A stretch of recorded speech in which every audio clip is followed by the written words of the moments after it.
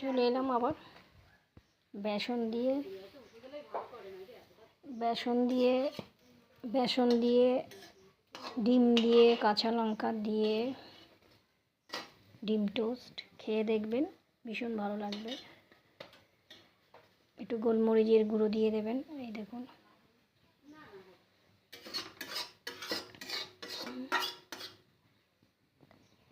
মচমচে হবে খেতে। বেসন, কাঁচা লঙ্কা একটু গুঁড়ো দিতে পারলে দেবেন, গোলমরিচের গুঁড়ো দেবেন, দিয়ে হেভি টেস্ট হবে। সন্ধ্যাবেলার দিকে বসে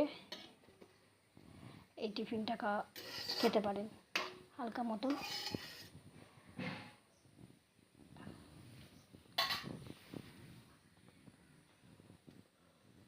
এখানেই রাখলাম, টাটা।